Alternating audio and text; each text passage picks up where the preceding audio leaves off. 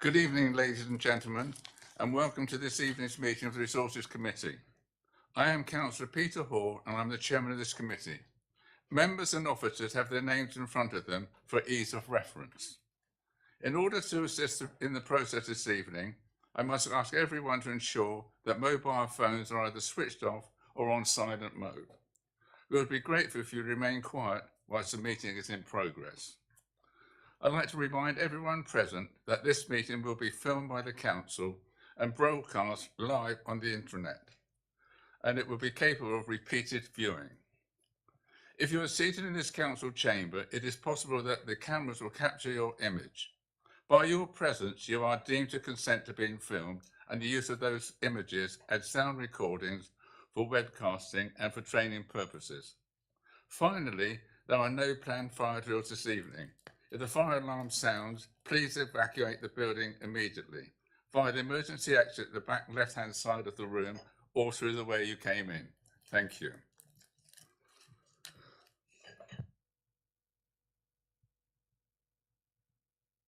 On the agenda, apologies for absence. Apologies received, Chairman, from Councillor Davis, Councillor Mrs Derren Wilkes, Councillor Geary and Councillor Lofts. Thank you very much. Item 2, declarations of interest. Mrs Margaret Phipps, please. I have to declare an interest in item 11, the exempt item. Thank you very much. Other declarations? Previous meeting.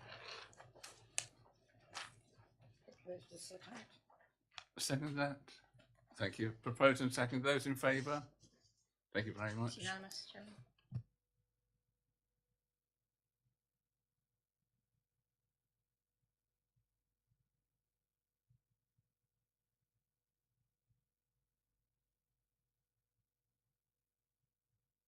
Mr. Povey, would you like to introduce this, please? Yes, thank you, Chairman, and good evening, members. This report, Chairman, is to inform the committee of the results of the provisional local government finance settlement for next year. Perhaps the easiest way of just talking through it is if I ask members to turn to page 11, which actually has the figures from the settlement in it.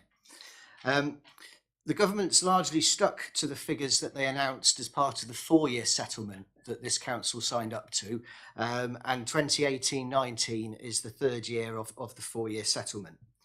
The table at the top of page 11 shows the money that we can expect to use in our budget calculations for 2018-19. The first row there, revenue support grant, as expected, the council will not receive any revenue support grant in 2018-19. It's receiving £8,000 in the current financial year, but that will go to zero. The baseline funding level, the next figure, you'll see in column 3 that more or less as anticipated, the figure's £957,000 as the business rate funding level. That's not the actual income that we'll receive, but that is a figure that we use in the budget calculation. We use our actual income we think we'll generate, and we'll compare it to that baseline funding level, and that will basically determine how big a levy we pay to the government. We will get more business rate income in than the baseline level there, but it's an important figure for the calculation. The last figure on that table that I'll just draw your attention to is the business rate tariff, 6.4 million. You'll see there that is changed from the 4-year settlement when it was announced, but that is merely to negate the effects of the business rate revaluation that took place in the current financial year. So they've reduced the tariff. That's the amount of money we pay each year to the government, because we collect approximately £19–20 million worth of business rates. And as I've said in previous presentations on the budget, that's more than the government views the council needs to provide services. So we pay that over each year as a tariff. So basically, pretty much as expected for next year. The table at the bottom of page 11 shows you the provisional figures for the year after, for 2019-20. Again, it's as expected, And probably just the point of interest on there, the tariff adjustment, that's the negative revenue support grant, if you like, is confirmed at this stage at £375,000. So that's the additional cheque that this council is expected to pay to the government in 2019-20. There's a couple of things that were announced in the provisional settlement that were around before but dropped out after Brexit and after the election. They didn't feature in the Queen's speech, but they have now reappeared in the government finance settlement.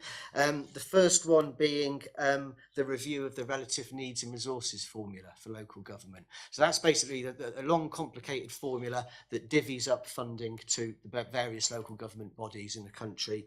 And they're going to basically review the way that works and bring in a revised system for the financial year 2020-21. It's not anticipated that will result in a windfall of funding for this council. This council has got a high tax base compared to some others and doesn't provide some of the services where there's acute cost pressures like adult social care. So it's a way of the government redistributing the current funding in the system. The second thing they announced was a reintroduction of the business rate retention scheme. Members will probably recall 100% business rate retention was due to be in 2019-20. It sort of fell off a cliff for a short while and wasn't mentioned, but it's been reintroduced, but at 75%, a minimum of 75%. So that's been reintroduced. Again, there's no new money in that. It's basically local government as a whole will be able to keep more of the business rates. That scheme will be funded from existing grants that are outside of the business rate retention scheme, like revenue support grant. So again, I don't think it will be an answer to this council's relatively modest financial gaps in MTFS. The last two bits I'll just briefly talk about. In section 4, council tax, perhaps the one bit of good news that we can point to in the settlement is that the referendum limit for the core council tax increase has been increased by 1%. So you'll see in 4.2a that councils such as Christchurch will be allowed to increase their council tax by up to 3%. Previously it was 2%, so potentially, depending on what members approved during the budget process, if we went to 3%, that could equate to an additional £17,000 worth of income compared to what we've got modelled in the medium-term financial strategy, which is a fiver. So that was good news. Section 5, new homes bonus, as expected, we're going to get 388,000 next year. Compared to 659,000 in the current year. Although that is obviously a significant decrease, it was entirely anticipated because we knew the government were changing it from 5 tranches in the current year to 4 tranches next year. So we've budgeted for that in the capital programme. That's probably the introduction, Chairman, and I'll take any questions. Thank you very much, Mr. Poe. Very well explained. Members, any questions, please? Councillor Margaret Phipps, please. It's to do with negative revenue support grant. I see that in a year's time or whatever, we're still as we were, sort of about 375k. Was there some talk or some possibility that the government might wipe out negative revenue support grant, or is that a bit of a dream? Or I had heard things, but whether that's likely to happen, I wonder if you had a view on that. Yes, thank you. When the settlement was announced in Parliament, the Secretary of State did say that they were going to look at making the issue of negative revenue support grant fair and affordable, I think was the exact wording. What that means, I do not know. This has been in the system, this negative revenue support grant, for a couple of years now, and there's been no attempt to sort of chip away at Christchurch's anticipated contribution. It's a way of the government shifting funding from, certain local government bodies to others to address sort of bigger funding gaps, if you like. So I wouldn't bet that it's going to change significantly, but the honest answer is I don't know what he means by fair and affordable. Fair for who and affordable by whom? I don't know. Members, any other questions? Sorry, thanks.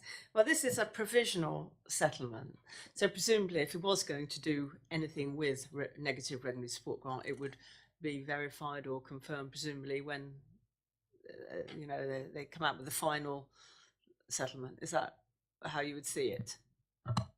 Yes, this is the provisional one for 2018-19, and the 2018-19 figures still have to be ratified, which will be in February. So they don't usually change very much from the December announcement to the February announcement. And then the actual 2019-20 figures, there will be another provisional announcement of them in December of next year to be ratified in February 2019. So at some point next year, there may be more information that comes through about what might or might not happen for 2019-20. Thank you. Members, any other questions? Any debate on this? Margaret?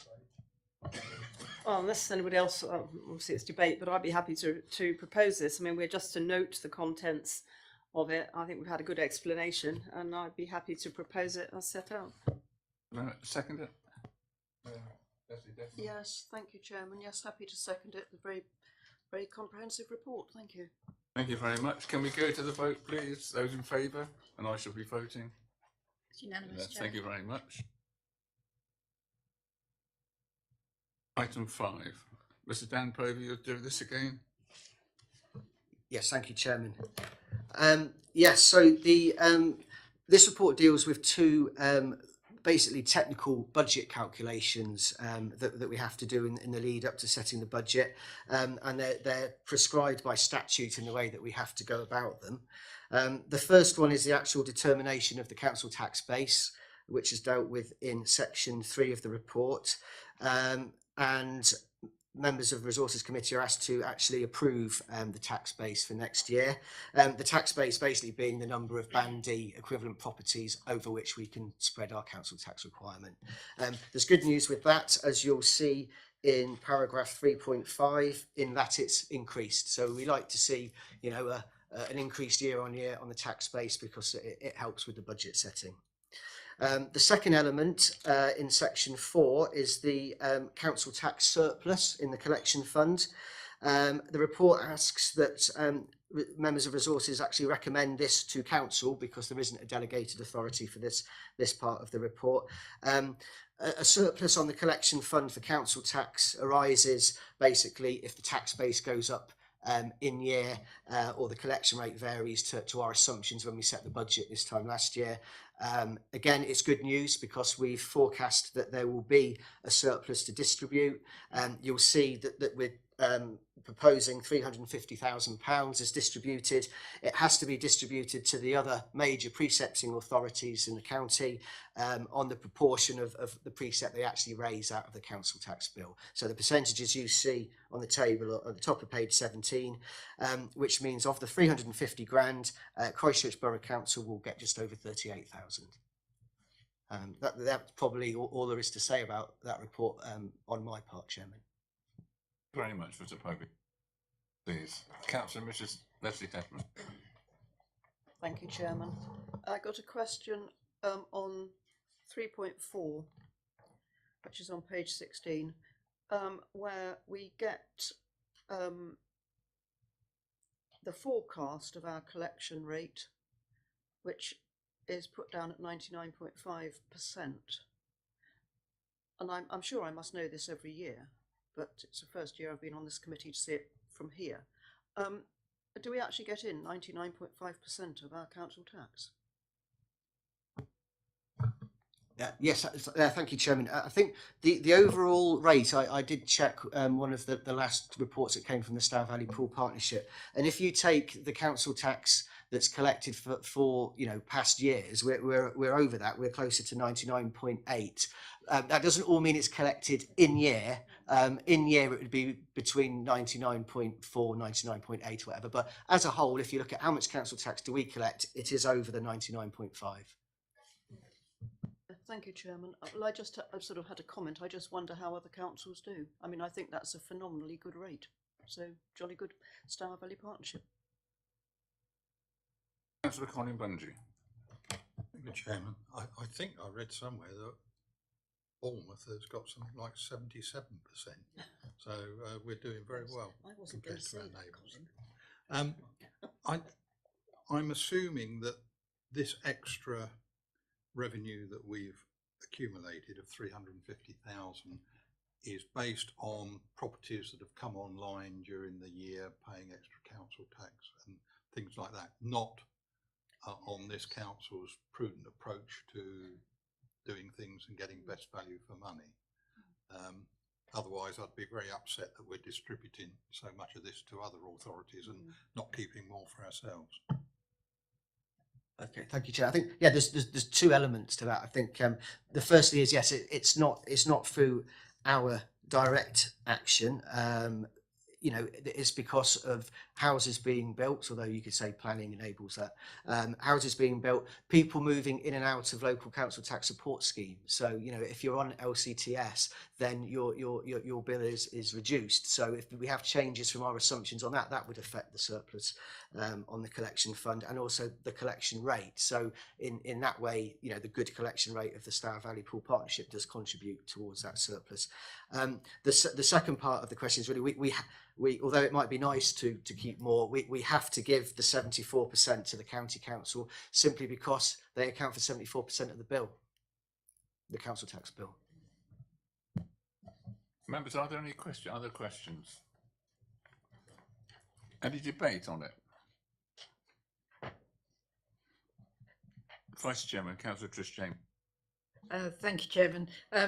Well, I'm quite happy to propose this as set out. I think it's a very good report, and I think the results at the end of the year look very excellent. So well done. Let's keep going. Let's keep getting all our council tax in and not let the council taxpayers enjoy the money so much as us. Let us all enjoy it. So I'm very happy to propose as set out. Thank you very much. Councillor Leslie Dedman. I only wanted to repeat my comment that I think our collection rate compared to other councils, as Councillor Bungay said, I know they're not as good as us. So I think that needs, congratulations. I agree. I think to get 99.5% is fantastic, and the people involved with that should be really congratulated, and we thank them very much for doing that. It's brilliant. And when you compare with the council not far away and with their 16% below, it just shows you how good our team are. Questions, member? We go to the vote, please. Those in favour? Thank you. Councillor David, the leader, Councillor David Flagg, please. Thank you, Chairman. Thoroughly agree with everything that's been said and more than happy to second the proposal. Thank you very much. Right, those in favour, please, and I shall vote. It's unanimous, Chairman. Thank you very much.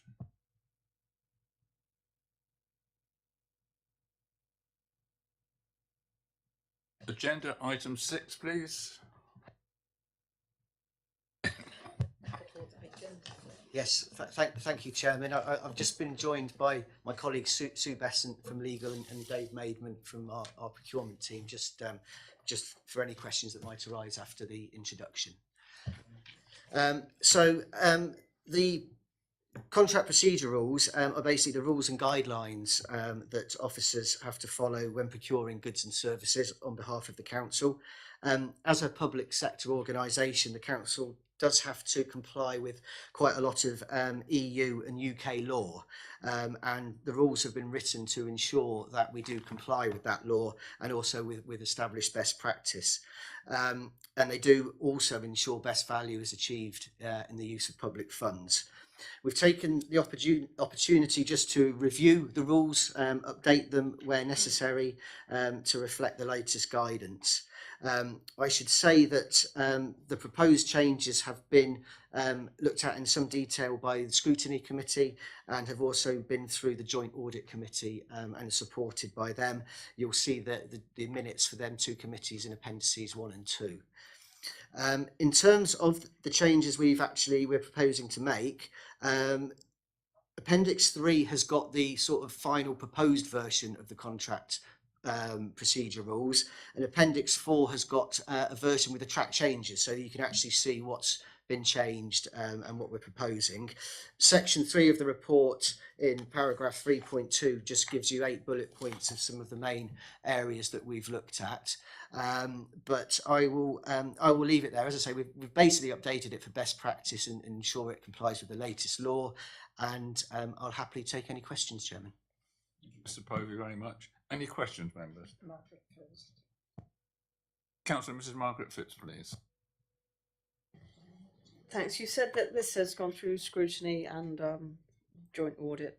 I see on here that it's Christchurch and East Dorset have the same contract procedure rules within their constitutions. Has this gone through an East Dorset committee at all? These changes?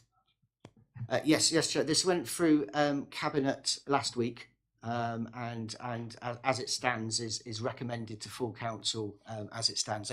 As they're part of the constitution, they do still have to go on to full council both after Cabinet and after this committee. Councillor Mrs. Trish-Jameson, Vice Chairman. Thank you, Chairman. A couple of questions. You mentioned the EU and UK laws. Is there a level where these don't have to come in, or it's probably in all these papers? I haven't read every page of it. Yeah, there's a level where the EU law kicks in, and that will be on page 43. I think it's page 43 of the actual committee papers, and you'll see right at the top of that page the following thresholds where EU procurement procedures must be followed, and for works and concessions it's 4 million, goods and services 150,000. They're slightly higher than this, but of course they do change with time, and they're generally in euros, so the exchange rate varies. So we put in just below what the actual limit is, so that we don't have to keep bringing them back to change the limit. So, but you'll see 4 million for works and concessions, 150 grand for goods and services for EU. UK law we must comply with. The other question is on item 3.2, the little f, guidance on requirement for financial guarantees from contractors based on the risk analysis of the proposed. Is this all done? Is this all officer? It's probably the answers I think are probably in the papers, but is this something that is, risk assessment and everything? This is goes. It's all to do with risk assessment, is it, and financial risk? Thank you. Yes, absolutely it is. On page 43, you'll see just the guidance on financial guarantees. And what it says is that where works is valued at £250,000 or more, services at 150,000, we'd normally ask for a performance bond or other financial guarantee. And it will usually be 10% of the contract value. It's only a guidance that, so it does go on to say the commissioning officer has some flexibility, bearing in mind the risks associated with the type of procurement, the financial risks that the council faces. But if a performance bond or financial guarantee is not going to be sought for contracts of that value, then the approval of the responsible financial officer, the Section 151 officer, needs to be obtained. Councillor Colin Bunchy, please. Thank you, Chairman. There was a lot of concern a few years ago that the EU procurement laws were excluding a lot of local businesses from being able to tender for certain contracts. Have any changes happened to ease that situation? Because I can't remember what the contracts were, but about 8 or 9 years ago, there were 2 contracts that we wanted to put out, and we asked for local firms to be included, and we were told there were no local firms on the approved EU list that we could tender to. Now, has that changed, or are we still stuck with that stupid EU directive? Perhaps I'll give a broad answer, Chairman, and perhaps Sue Besant might follow it with some detail. On page 30, you'll see how we deal with small and medium enterprises. Basically, it's illegal for us to favour any sort of business in our procurement, whether they are large, small, local or distant. Everyone has to be given an equal chance of bidding for the council's work, and that ensures that there's an element of competition and that best value is driven out of the process. But while we can't give preferential treatment to small and medium enterprises, what we are expected to do is remove bureaucratic burdens that would stop them actually bidding for the work that we're putting out. So the process that we ask bidders to go for the council's work should be proportionate to the type of work we're asking them to do. So it's all about, basically, as it says on page 30, paragraph C, removing unnecessary barriers to participation, so that bidding for council work isn't overly costly for a small or medium enterprise to bid for. So we're not allowed to favour anyone, but certainly we try and make it easy for everyone to bid.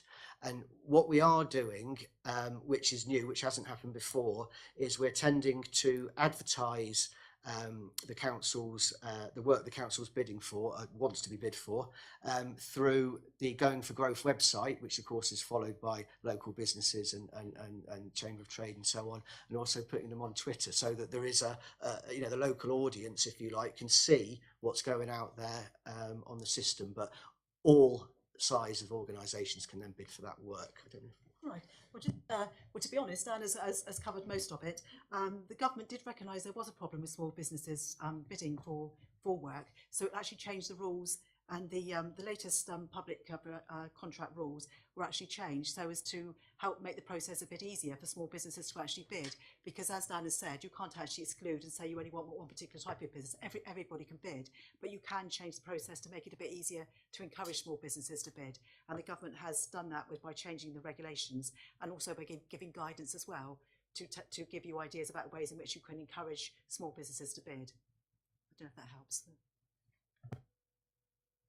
I think what it was, Chairman, at the time, we had a couple of local companies that were on our approved list, but they didn't meet the requirements of the EU, so they couldn't tender. And that did lead us to some concerns that local firms were being excluded by the EU rules and regulations. And I was just hoping that has eased off a bit.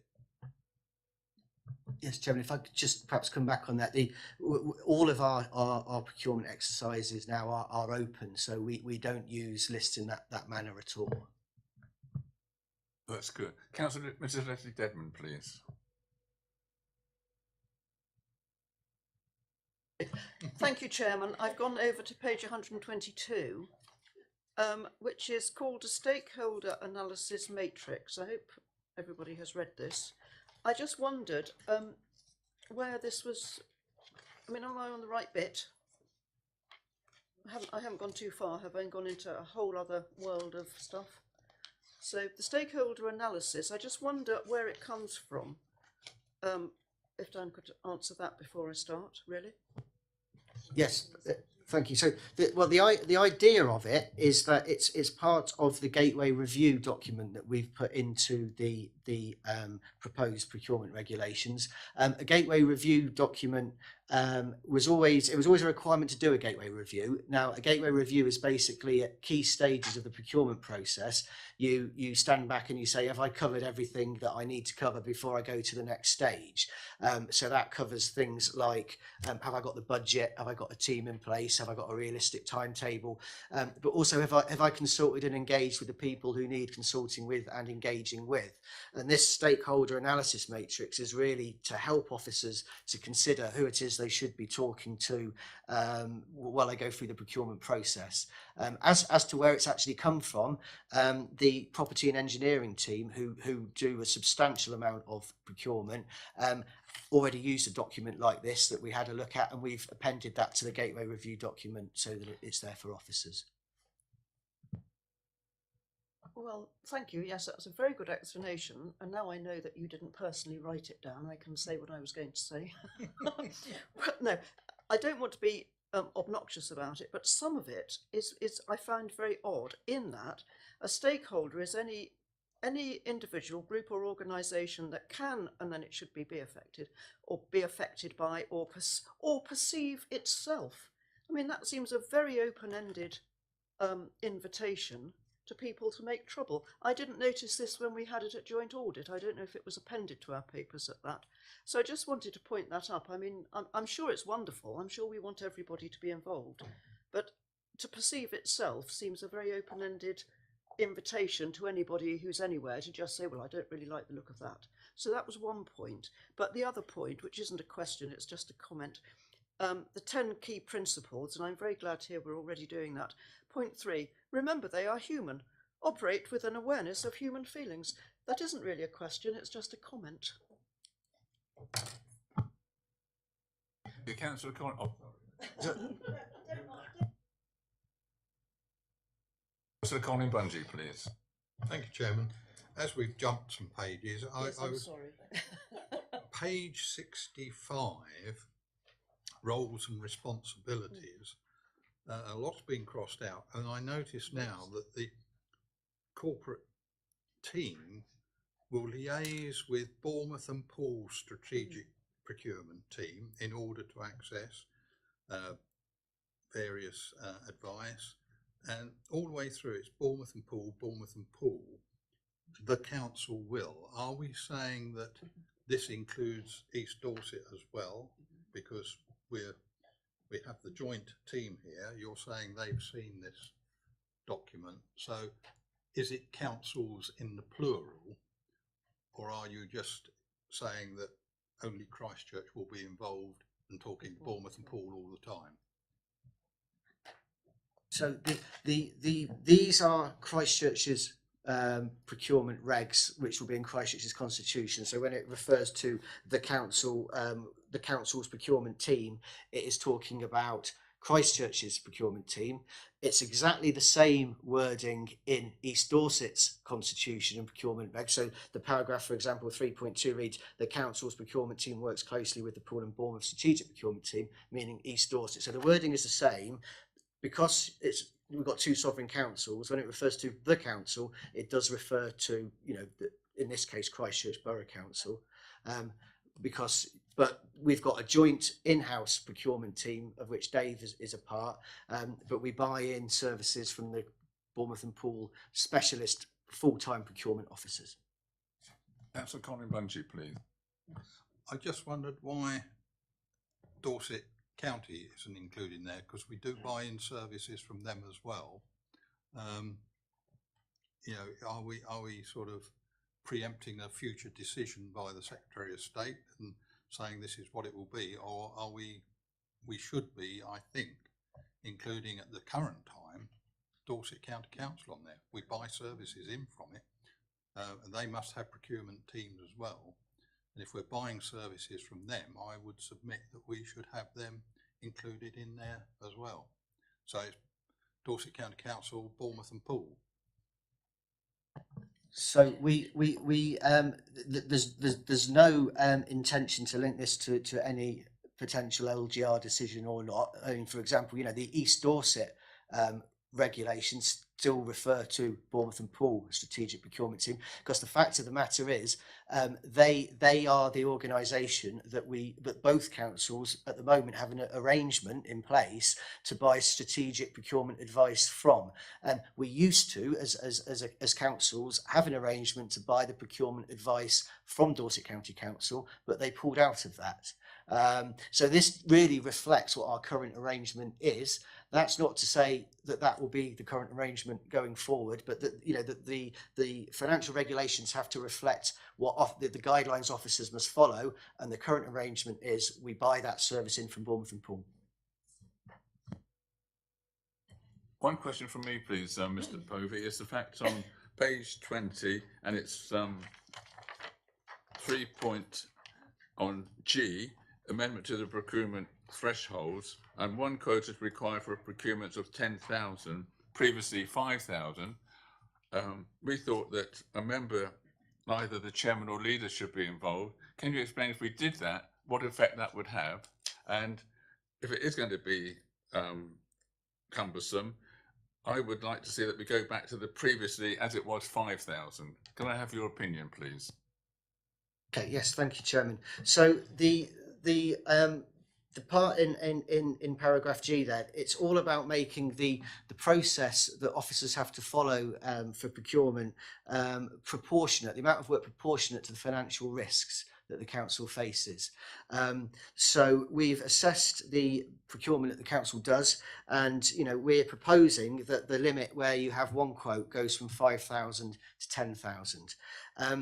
If everything under 10,000 that was procured, for example, needed the agreement of the leader or the chairman of resources, it's fair to say it would probably paralyse the organisation in terms of its day-to-day business.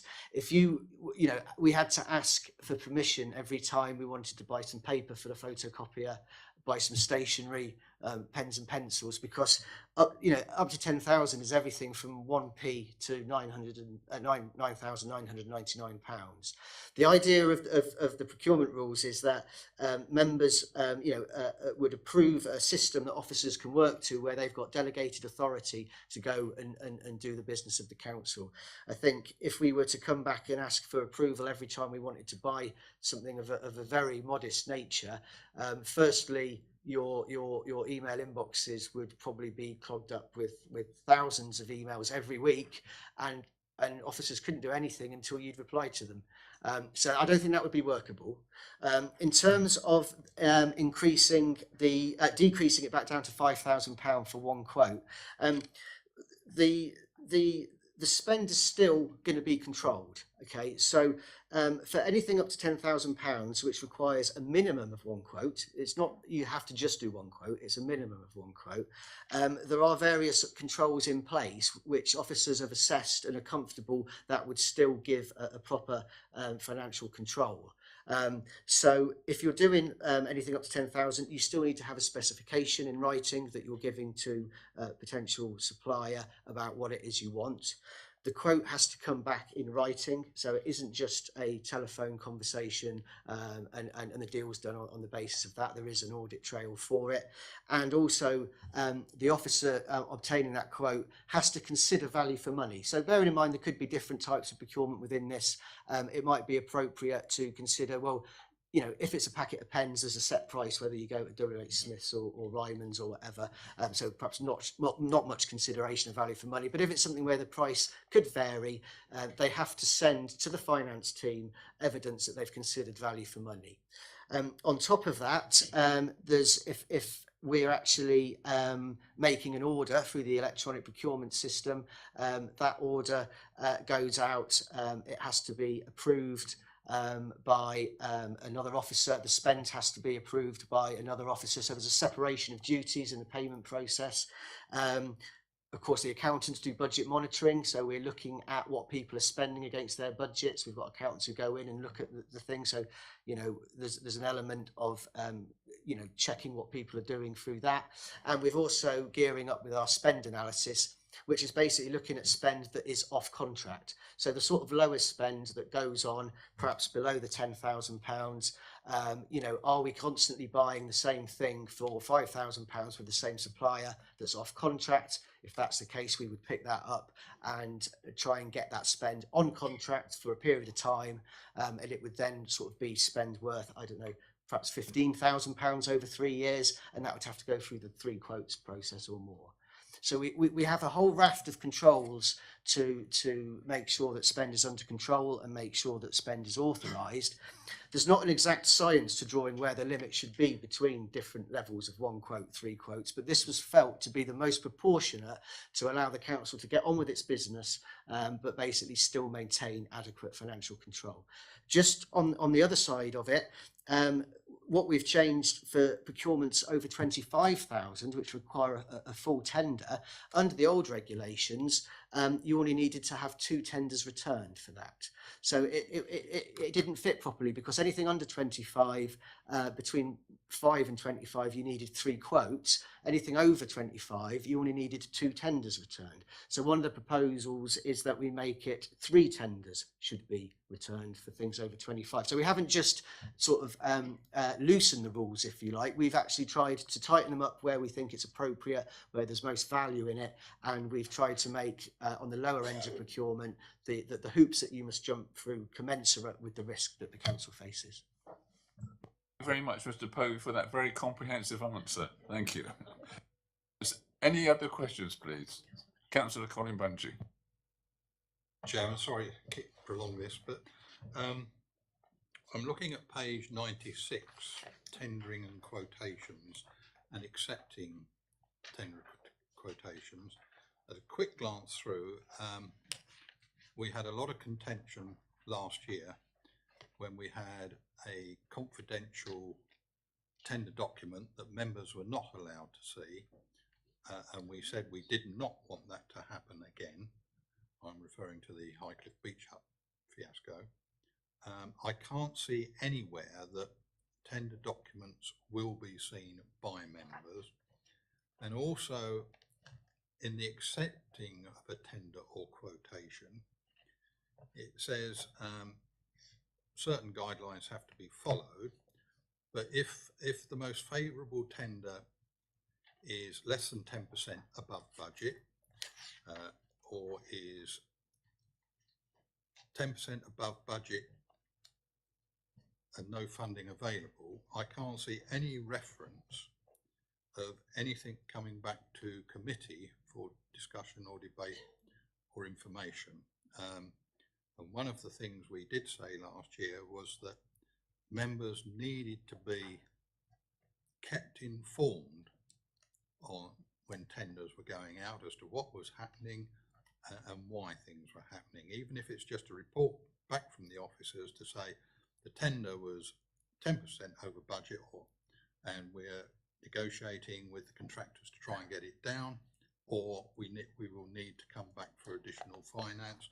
We need to know that, because we get caught out time and again by the press getting hold of these things and getting phone calls from the press saying we'd like you to comment. You don't know a thing about it. As I say, I can't see anywhere in here where it refers to things coming back to committee when they are outside of budget, and I can't see anywhere where it refers to confidential tenders are not on our agenda any longer. They come to members for approval. Thank you. Thanks very much for that very comprehensive question. I think it's a good question.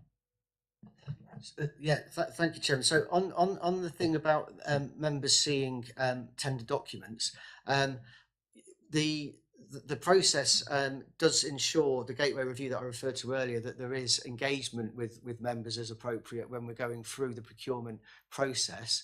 Once the actual documents and the route to procurement, which is largely governed by law, the route we have to go, once they are decided on, they are public documents. They're available on our pro contract system, available to anyone, and we can show members that the documents if they desire.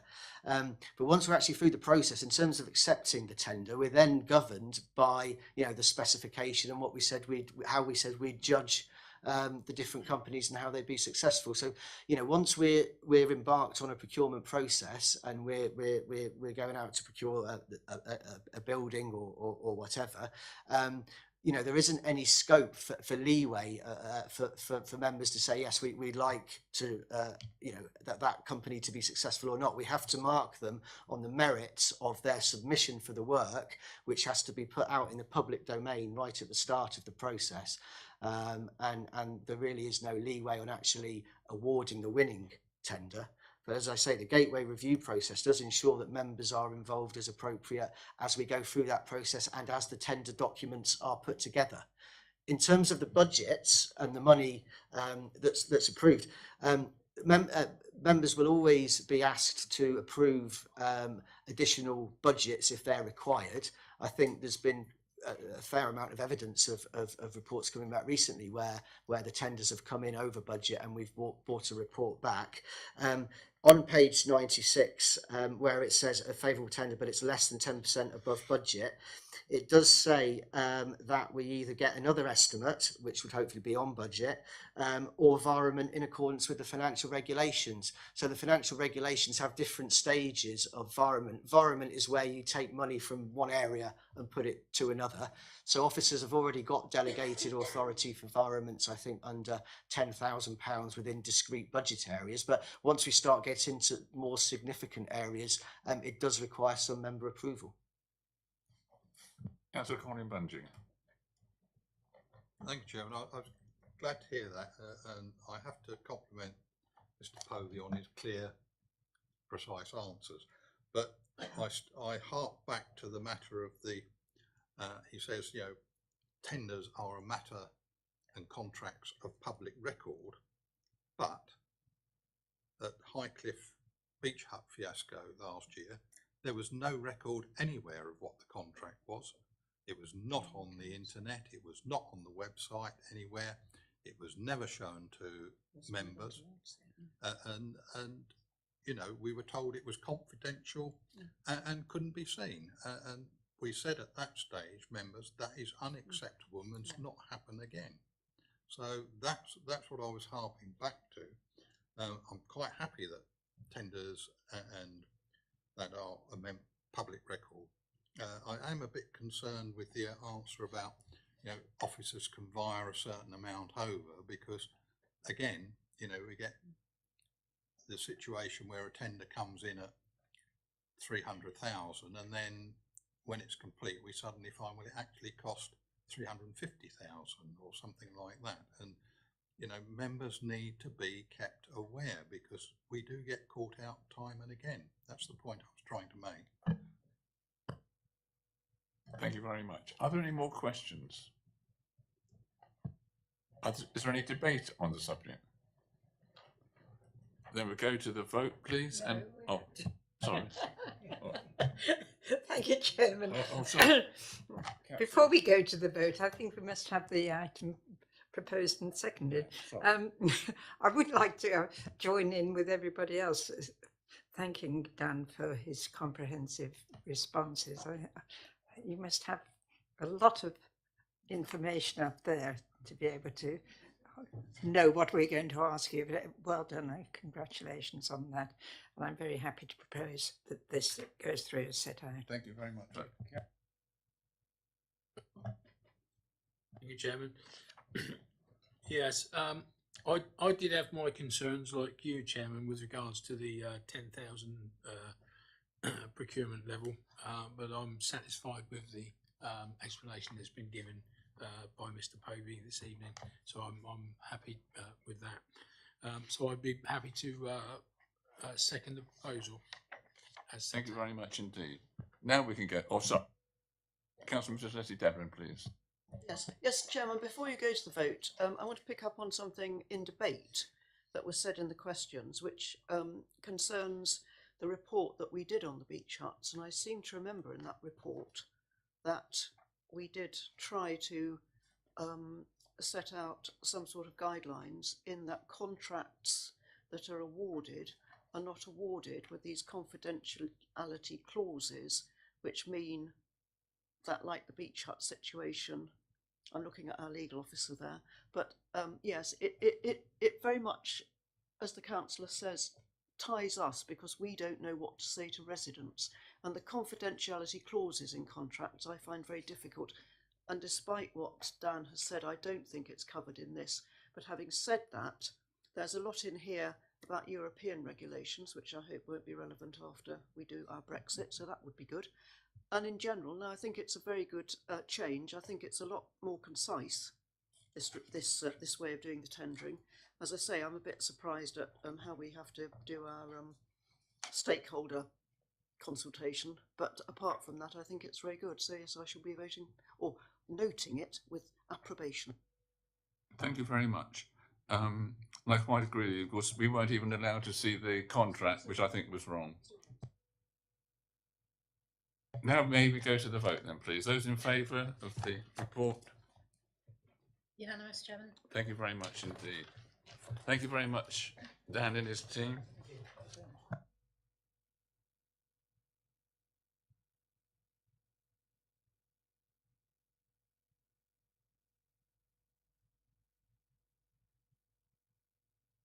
Item 7, and we have Mr. Ashley Harmon to introduce this, please.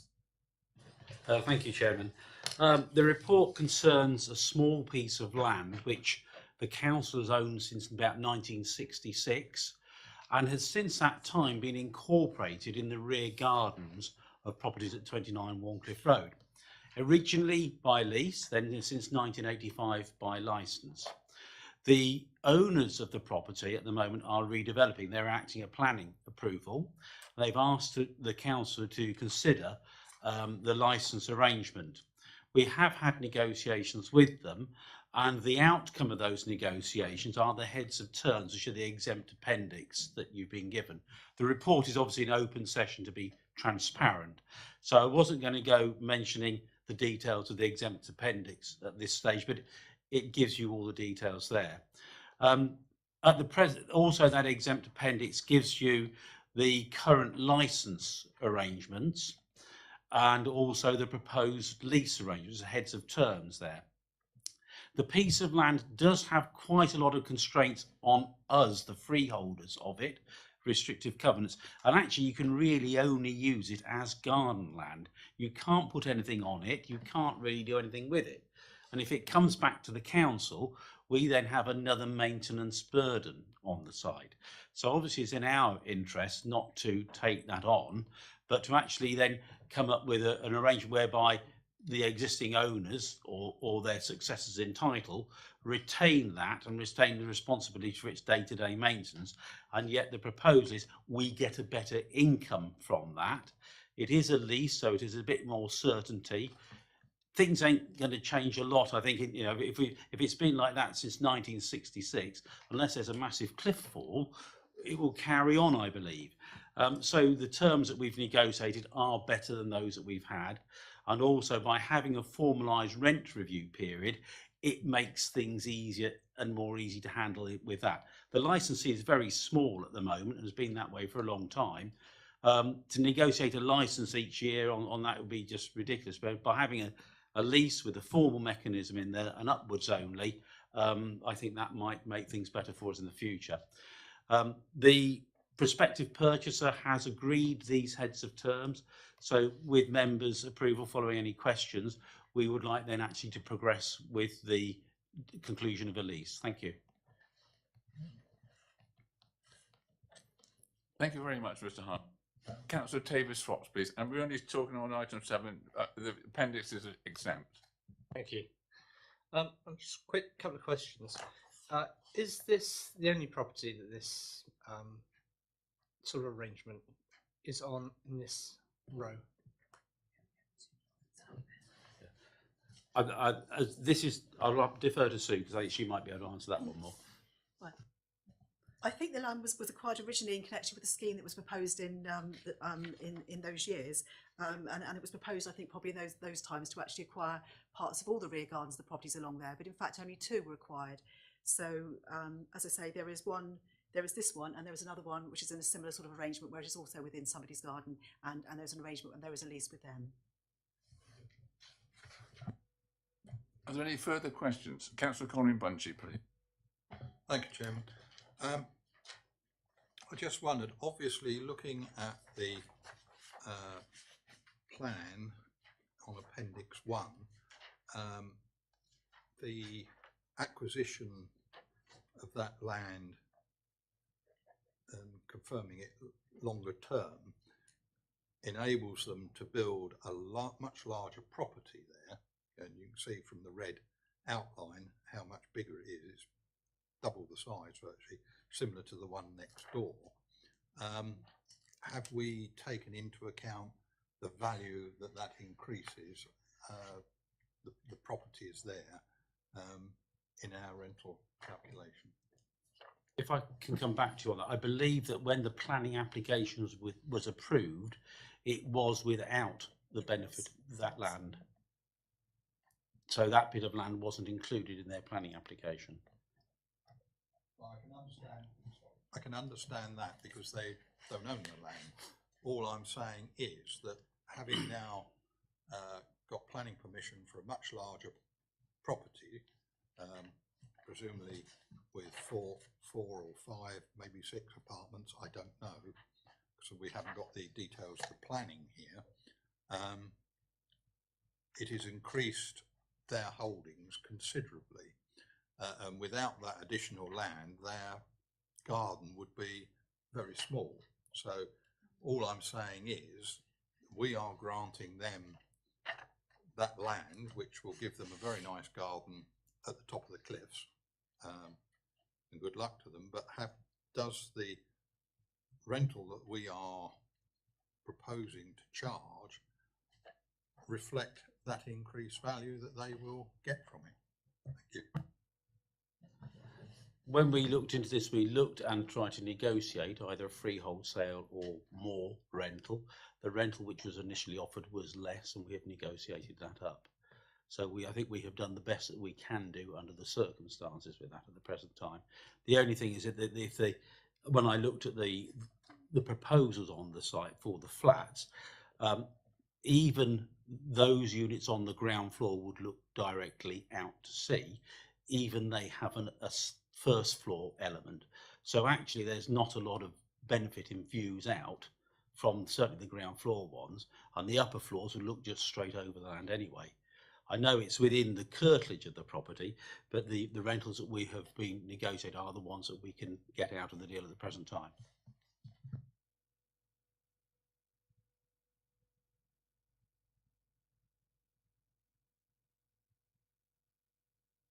Yes, I believe it was 4 originally.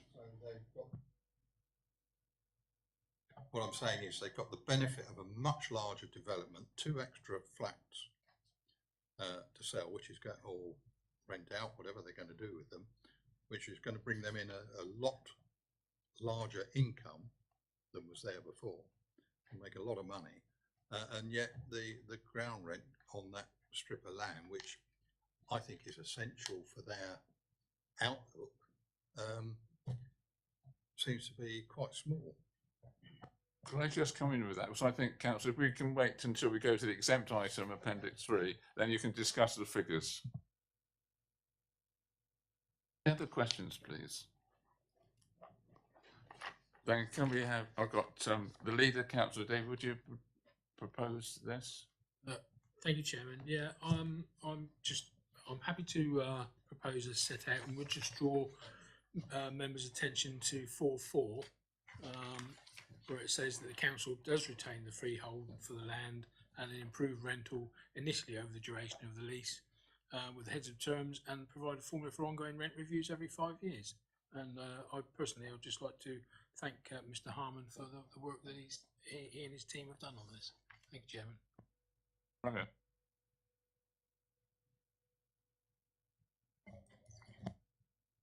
Happy to second this, set out. Then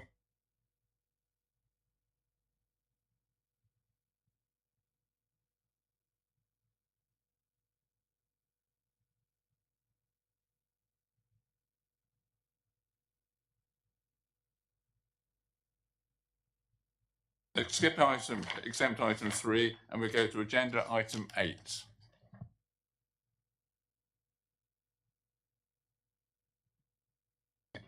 Councillor Trish Jameson is going to. I'm not going to say very much on it. It's a report on the SVPP Joint Committee that was held on the 18th of December. Very useful meeting as usual, and just hope nobody's got too many questions because it was a long time ago. Thank you. Any questions for They weren't there now. the Deputy Leader? No. I'd like to ask Councillor Margaret Fitz if she may come in with the supplementary information on the Dorset Waste Partnership. Yeah, you've got that as a supplementary because we only went there on Monday and got this out quickly so you could get it this evening. If you've got any comments or any on it, please let me know and I'll answer any questions that I can. One thing that probably will be of interest to you, because this was raised last time, was that one of the proposals for saving some money in the next financial year was to the possibility of closing 8 out of the 11 household recycling centres across Dorset for 2 days per week. And our representatives, myself and it was Trish at the time, were not at all happy with that and did comment on it. And other members of the committee obviously were not happy either. As a result of that, that has now been removed from the plan. It has been abandoned, as I have put it here. They have now put forward other ways of saving money instead. And I do have a list of them if anybody wants to know, because I've got it in my computer. But that was one of the things I just wanted to highlight because it was of some concern to certainly this council. Thank you very much for that. And any questions, please? And I'd just like to thank Councillor Margaret Phipps, because with her effort, they stopped closing. They were thinking of closing our recycling centre for 2 days a week, and that's not going to happen. We're going to keep it open, which is brilliant. Yes, Councillor Leader, Councillor David Flagg. Thank you, Chairman. I just wanted to ask whether or not DWP are going to roll out new vehicles in terms of, I understand they were looking at changing the way the collections would take part or take place, should I say, in terms of, I think at the moment our vehicles will take recycling and rubbish and glass, but as I understand it, there was a proposal that they might just take the glass on a particular vehicle because of the weight, the bulky weight of it. I just wondered if there was anything coming forward on that. I'm not too sure about that. They rationalised the rounds for the collection of both residual waste and recycling, and there is a proposal to rationalise the garden waste rounds now, and there'll be some changes to that. But as far as changing the vehicles for what was collected in them, there may be something. I'm just looking whether there's anything on here. I'm not 100% sure on that, to be honest with you. I'm really not too sure whether they're going to be. I mean, at the moment, they've got vehicles that do a certain job, and they collect everything, including food waste, every week. And then 1 week is recycling, and the next week it's residual waste. So you're thinking they were thinking of changing the way they did it? Could you just say that? Through you, Chairman. Yes, Yes, yes. I attended a workshop, and that was one of the points that they put forward, was that they were considering changing the vehicles to make the collection of the glass more viable, basically because of the weight of the glass in the vehicle, because the glass and the recycling is collected at the moment at the same time. The weight of the vehicle, they have to go and empty the vehicle quickly because of the weight of the glass. And it was my understanding that they were looking to introduce new types of vehicles which would take a greater weight of the glass, and they were looking at solely collecting the glass on a fortnightly or monthly basis. But whether that's come to any fruition, I'm not sure. Okay, well, I can ask some questions on that, but I think where that possibly might come in, if it was to happen, would be when they were actually changing vehicles in the future, because they're not just going to go out and buy new vehicles to do that. But if, as they go forward, if they're thinking of changing vehicles, possibly. But if you want me to, I will find out about that, and I can always send an email around and let you know. But I don't think it would have to be in the capital budget for a change of vehicle, because at the moment they collect it in a certain way, and it would be difficult to just suddenly change it. But I can find out. The Leader, please. Yeah, more than happy with that, Chairman. Thank you. Thank you very much. Are there any questions? All I would mention on that they are going to change the round sequence in Christchurch, and that's going to be notified, I think, on the 5th of February.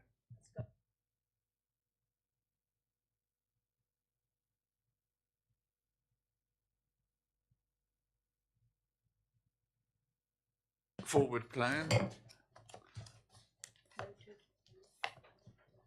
proposed and noted. Thank you. Seconded. That's noted. Yeah. Those in favour? Unanimous, Chairman. Thank you very much. Now we can go to the exempt item.